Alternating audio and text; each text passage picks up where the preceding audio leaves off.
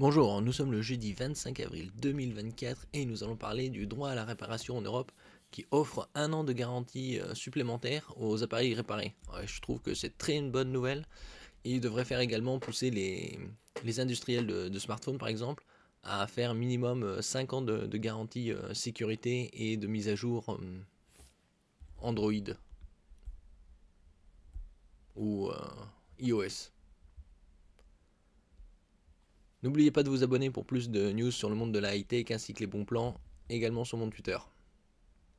Le droit à la réparation continue de progresser en Europe. Le Parlement européen vient d'adopter de nouvelles mesures visant à récompenser la réparation d'un produit défectueux, un moyen comme un autre de freiner le désir d'achat d'un produit neuf en remplacement, d'un produit équivalent pourtant en état de fonctionner. Oui, c'est surtout que s'il ne fonctionne pas, les coûts de la réparation aussi sont relativement onéreux. Et ça n'apporte pas un an de garantie, alors que là, ça va le faire.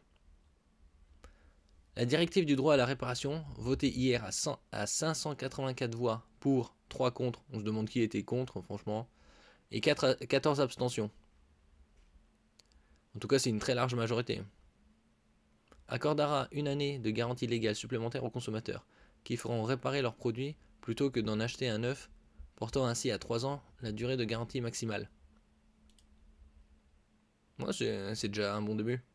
Il faut qu'ils fassent pareil avec, comme je disais, les mises à jour, les updates concernant les systèmes de sécurité et ainsi que les OS type Android 14, 15, 16 et iOS 18, 19 ainsi. Comme ça le produit, le smartphone en particulier, mais les autres produits dureront plus longtemps. La directive met aussi un terme aux composants sérialisés et à tous les obstacles contractuels, matériels ou logiciels à la réparation, tels que les obstacles à l'utilisation de pièces détachées d'occasion, compatibles et imprimées en 3D par des réparateurs indépendants, conformément à la législation applicable.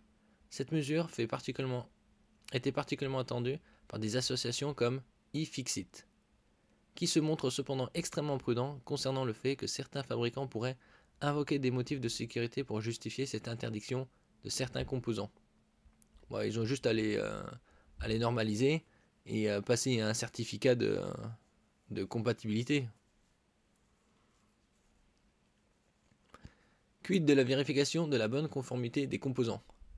On peut tout de même s'étonner ici qu'Ifixit se permette de tacler ouvertement l'argument sécuritaire, alors que même des accidents de chargeurs ou des batteries non conformes, parfois mortels, ont prouvé que les critères de sécurité restaient un élément central lorsqu'il s'agit d'appareils électriques à usage domestique ou personnel.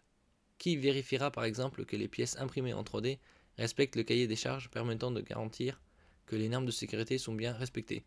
Bon, c'est assez simple, hein. Ils téléchargent ça sur une plateforme où c'est justement certifié que c'est conforme aux normes de sécurité. Ils mettent ça en place et comme quoi ça respecte tout le cahier des charges et que c'est autorisé. Comment valider ou contrôler que la batterie interne ajoutée dans le smartphone ne sera pas susceptible de mettre le feu à la maison parce qu'issue du marché gris des composants?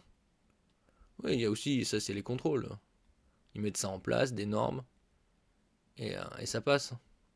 Autre remarque, si les textes européens se partent d'arguments forts, la lutte contre le gaspillage des appareils électroniques, l'aspect a priori plus économique pour les utilisateurs, le poids énorme mis sur les aspects concurrentiels, multiplication des ateliers et services de réparation, réunis sous une même plateforme européenne, liberté des tarifs, qui devront juste être raisonnables sans autre précision. Oui, d'un autre côté, raisonnable, c'est que ça coûte pas plus cher qu'un neuf déjà, hein, mais et pas 2-3% moins cher qu'un neuf, hein. Bien 10, 10, 15, 20%, que ce soit significatif, hein. Donne tout de même l'impression, une fois encore, que l'ouverture du marché est la principale boussole qui a été utilisée, très loin devant la lutte contre le réchauffement climatique, l'intérêt réel du consommateur ou le simple souci de sa sécurité. Ouais, ça, c'est toujours comme ça, hein. Right to Repair Europe pointe d'ailleurs la notion pas assez précise de prix raisonnable dans le texte et rappelle que la réparation ne sera privilégiée par les utilisateurs que si et seulement si le coût total de la réparation est inférieur de 30 à 40% de la valeur du produit. Ah oui, peut même aller à 50%.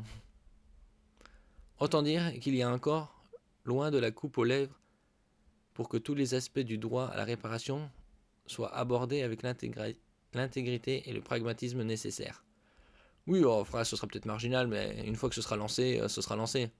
De toute façon, avec la raréfaction des composants, à un moment, surtout l'exploitation de matériaux, c'est pour ça qu'ils lancent le recyclage à fond. Ils ont tellement produit, que maintenant ils sont obligés de récupérer ce qu'ils ont produit.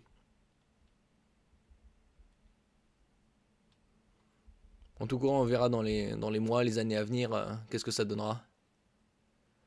Qui donne aussi des bonus, comme quoi ils ont réparé plutôt que changé, et ça donne une espèce de réduction pour une prochaine réparation. Merci pour votre écoute, n'oubliez pas de mettre un j'aime, un commentaire, de partager et de vous abonner à la chaîne. À la prochaine fois.